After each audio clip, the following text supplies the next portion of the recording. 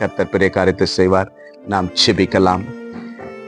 அன்பும் கிருபை நிறைந்த நல்ல பிதாவே, அருமையான இந்த நல்ல நேரத்திற்காக ஸ்தோத்திரம் அப்பா. முடிவு பரிந்து நிலைத்திருப்பவனே ரட்சிக்கப்படுவான் என்று அப்பா உம்முடைய வார்த்தை சொன்னது நிமித்தமாய் இந்த நேரத்துல கர்த்தாவே, எல்லா சூழ்நிலைகளிலும், எல்லா துக்கத்திலும், எல்லா வேதனைகளிலும் அப்பா உம்முடைய பிள்ளைகள் விசுவாசத்தோடு இருக்க, விசுவாசத்தை விட்டு விலகி போகாதபடி அப்பா முடிவு பரிந்து நிலைத்திருக்க வேண்டும் என்று உடைய பிள்ளைகள் எங்களுக்கு நீங்கள் கற்றுக் கொடுத்த இந்த வார்த்தைக்காக, நீங்க கொடுத்த இந்த விசுவாசத்தை கெட்டியா பிடித்து கொள்ள இந்த நேரத்தில் உடைய கிருபை எங்களுக்கு அருளச் செய்ததற்காய் நன்றி செலுத்துகிறப்பா.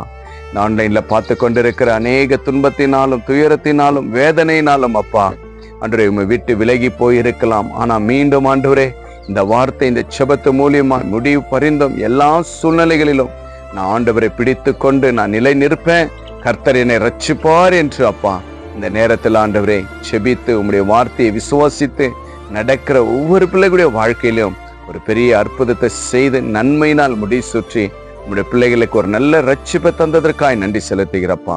இப்பொழுதே விசுவாசத்தோடு கேட்டுக்கொண்டிருக்கிற, விசுவாசிக்கிற ஒவ்வொரு பிள்ளைகளும் உடைய கரத்தில் ஒப்பு கிடைக்கிறப்பா. இந்த ஆன்லைன்ல பார்த்து கொண்டிருக்கிற எந்த இடத்துல இருந்தாலும் ராஜா உடைய பிள்ளைகளை ஆசீர்வதிங்க, தேற்றுங்க, பலப்படுத்துங்க, நன்மையினால் முடி சுற்றி ரட்சித்து கொள்ளுங்கப்பா. அப்படியா நீங்கள் ரட்சித்து பலப்படுத்தினதற்காக ஸ்தோத்திரம். இயேசு கிறிஸ்துவின் நாமத்தினால் செபிக்கிற நல்ல பிதாவே, ஆமேன், ஆமேன். விசுவாசிங்க, முடிவு பரிந்தும் கர்த்தரோடு கூட இருங்க, நீங்க ரட்சிக்கப்படுவீங்க. கர்த்தர் கைவிட மாட்டார். இந்த வீடியோ உங்க ஃப்ரெண்ட்ஸுக்கு ஷேர் பண்ணுங்க. இசப்பா செய்த நன்மைகளை கமெண்ட் பண்ணுங்க. Have a blessed day. Jesus with you. Jesus loves you. God bless you.